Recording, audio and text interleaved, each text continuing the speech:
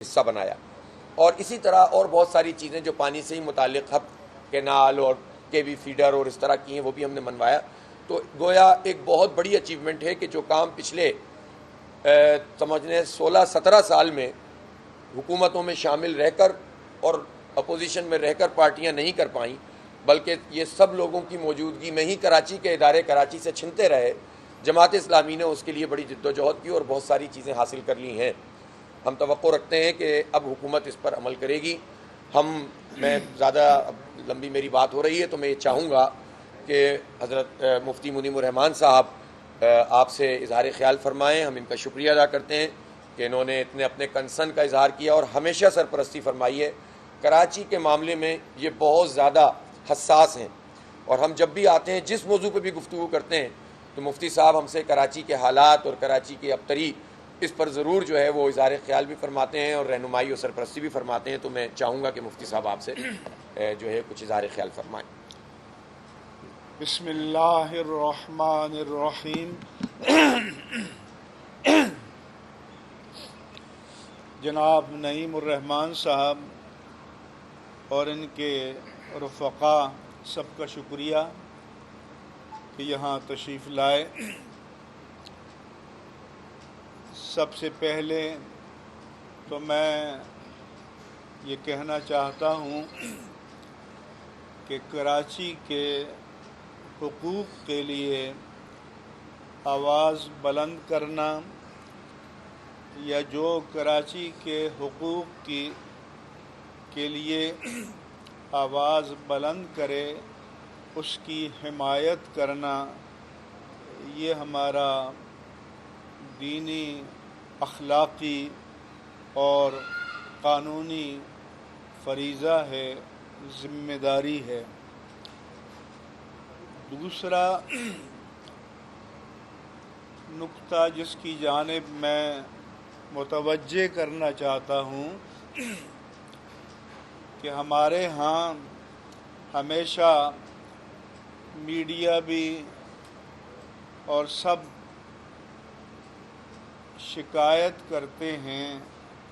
کہ انتہا پسندی کو فروغ مل رہا ہے. تو میں کہتا ہوں کہ انتہا پسندی ہر دور کے حکمرانوں کی پالیسیوں کی وجہ سے جنم لیتی ہے. جمہوریت کے معنی یہ ہیں کہ جمہور کی آواز کو سنا جائے، خواہ وہ حکومت میں ہیں یا حکومت سے باہر ہیں. مثال کے طور پر جو کل رائے دہندگان یا ووٹرز کی تعداد ہے، اگر 40% نے انتخاب میں حصہ لیا ہے تو 60% اس سے باہر بھی بیٹھے ہیں، اور ان کا بھی اس ملک پر، صوبے پر، شہر پر اتنا ہی حق ہے کہ جتنا ووٹ دینے والوں کا ہے. اس لیے جمہور کی جائز آواز کو سنا جائے اور مذاکرات اور مکالمے کے کلچر کو فروغ دیا جائے اور مل بیٹھ کر مسائل کو حل کرنے کی قدریں یہاں پروان چڑھنی چاہیے. ہر وقت تصادم اور ہر وقت ٹکراؤ یہ ہمارے ملک کے، ملت کے، قوم کے، دین کے، صوبے کے، شہر کے مفاد میں نہیں ہے. اس لیے جب جماعت اسلامی نے شدید سردی کے موسم میں پرامن دھرنا دیا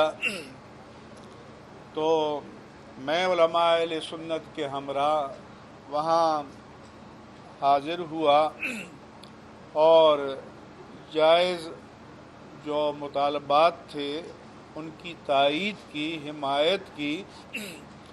اور اس کے ساتھ ساتھ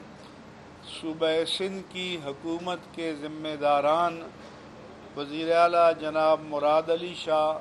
وزیر بلدیات جناب ناصر حسین شاہ، وزیر اطلاعات جناب سعید غنی اور آج کل ایڈمنسٹریٹر کراچی کے ہیں مرتضیٰ وہاب، ان سے کہا کہ وہ مذاکرات کریں، مکالمہ کریں اور امن پسندی کی کاوشوں کو آپ ان کی حوصلہ افزائی کریں۔ میں نے ان سے انفرادی طور پر بھی رابطے کیے اور انہوں نے مجھے مثبت جواب دیا کہ ہم مذاکرات پر تیار ہیں، مذاکرات کریں گے۔ اس دوران بھی میں جناب مسلم پرویز اور جناب نعیم الرحمان صاحب سے پوچھتا رہا کہ بات آگے بڑھ رہی ہے، تو پھر میں ان سے بھی گزارش کرتا رہا اور مجھے خوشی ہے کہ پرامن طریقے سے مذاکرات کے نتیجے میں کم از کم بنیادی طور پر ایک حل نکل آیا اور کچھ مطالبات تسلیم کر لیے گئے ہیں، اور میں امید کرتا ہوں اور یقین رکھتا ہوں کہ صوبائی حکومت نے جن امور پر اتفاق کیا ہے وہ وعدے کے مطابق اس کے مطابق قانون سازی بھی کریں گے اور عمل درآمد بھی کریں گے، اور اس سے حکومت کی استعداد،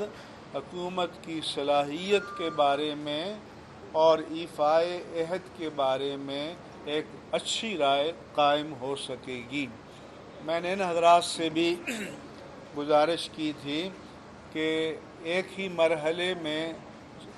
100% مطالبات پورے نہیں ہو پاتے، لیکن جو زیادہ سے زیادہ آپ کو مل سکتا ہے آپ اس کو حاصل کریں، اس کو جیب میں ڈالیں، اور اس کے بعد باقی جو چیزیں ہیں ان کے لیے آنے والے دنوں میں مزید مذاکرات ہو سکتے ہیں، مکالمہ ہو سکتا ہے، اور جیسے ان مسائل کا حل نکل آیا انشاءاللہ